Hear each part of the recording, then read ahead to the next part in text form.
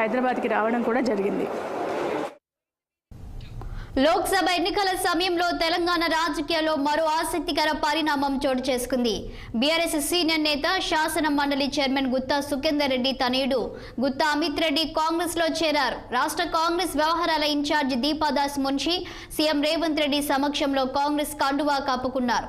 ఇటీవల గుత్తా సుఖేందర్ రెడ్డి గులాబీ అధినేత కేసీఆర్ పై సంచలన వ్యాఖ్యలు చేశారు.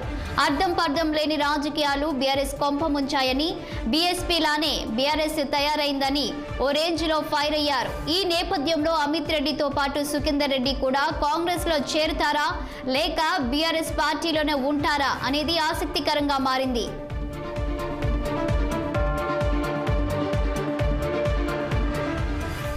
దీనిపై మరింత సమాచారం మా నల్గొండ ప్రతినిధి పరమేశ్ అందిస్తారు. పార్లమెంటు ఎన్నికల వేళ నల్గొండ బీఆర్ఎస్కి అయితే భారీ షాక్ తగిలిందని చెప్పుకోవచ్చు. శాసన మండలి చైర్మన్ గుత్తా సుఖేందర్ రెడ్డి తనయుడు గుత్తా అమిత్ రెడ్డి అయితే ఈరోజు కాంగ్రెస్ పార్టీలో చేరడం జరిగింది. అయితే గత ఎన్నికల్లో మునుగోడు ఉప ఎన్నికల సందర్భంగా అక్కడ నుండి పోటీ చేయాలని చెప్పేసి భావించినటువంటి పరిస్థితులలో ఇక్కడి మాజీ మంత్రి గుంతకల్ల జగదీష్ రెడ్డికి గుత్తా సుఖేందర్ రెడ్డికి మధ్య ఉన్నటువంటి విభేదాల కారణంగా అక్కడ పోటీ నుండి తప్పుకోవడం జరిగింది. అయితే ఈ పార్లమెంట్ ఎన్నికల్లో పోటీ చేయడానికి కూడా గుత్తా అమిత్ రెడ్డి అయితే అన్ని రకాలుగా రంగం సిద్ధం చేసుకున్నటువంటి పరిస్థితులలో ఈ జిల్లాలో ఉన్నటువంటి మాజీ ఎమ్మెల్యేలు కావచ్చు, ఈ మాజీ మంత్రి కావచ్చు, ఏదైతే ఖచ్చితంగా గుత్తా సుఖేందర్ రెడ్డి ఫ్యామిలీ కనుక బీఆర్ఎస్ నుంచి టికెట్ ఇస్తే మేము సహకరించబోమని చెప్పేసి కేసీఆర్కు అల్టిమేటం జారీ చేయడంతో నిరాకరించడం జరిగింది. వీళ్ళందరూ సహకరించని కారణంగా ఆయన కూడా పోటీ నుంచి తప్పుకోవడం జరిగింది.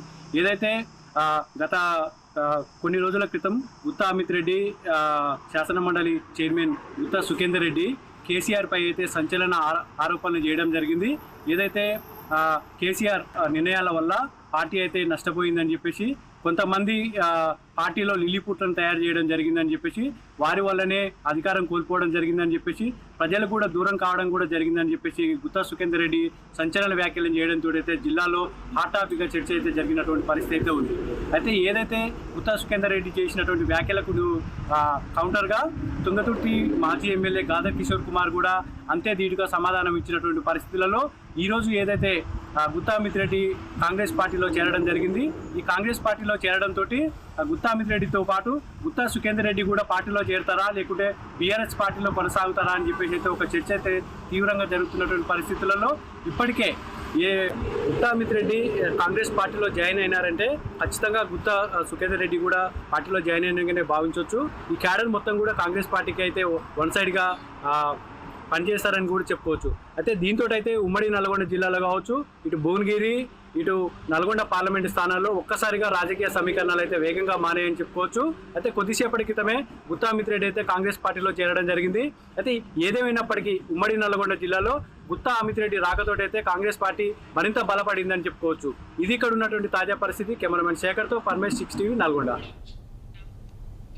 ఇది వాల్టీ political circle. Keep watching 6 TV. సామాన్యుడి ఆరో ప్రాణం.